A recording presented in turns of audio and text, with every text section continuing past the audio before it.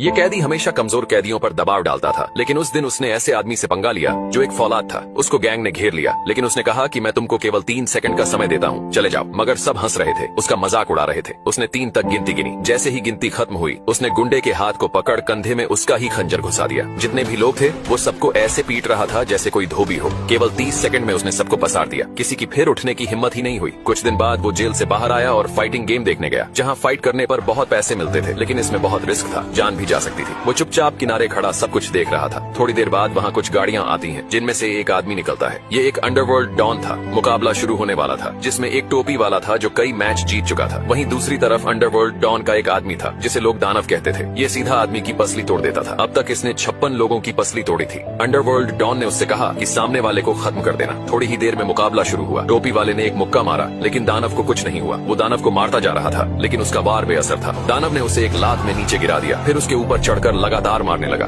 उसकी भी पसली टूट गई। दानव इस फाइट को जीत गया था। अंडरवर्ल्ड डॉन को उस आदमी ने पैसे दिए जिसका आदमी हार गया था। आदमी टेंशन में कार के अंदर बैठा, तभी पीछे वाली सीट पर वही आदमी दिखा जो जेल से छूटा था। उसने कहा कि मुझे भी फाइट करनी है और मैं जीत गया तो 60% मैं रखूंगा। लेकिन फाइट कराने वाले ने कहा, ये कोई बच्चों की फाइट नहीं है और वैसे भी तुमको कोई एक मुक्के में नीचे गिरा देगा। लेकिन कैदी ने उसे पैसों का लालच दिया, जिस वजह से वो मान गया। आदमी कैदी को अंडरवर्ल्ड डॉन के पास लेकर गया कि वो दानव से लड़ेगा, लेकिन डॉन ने उसका मजाक उड़ाया और कहा कि पहले छोटे फाइटर से लड़ लो, तुम्हारे बस का नहीं है।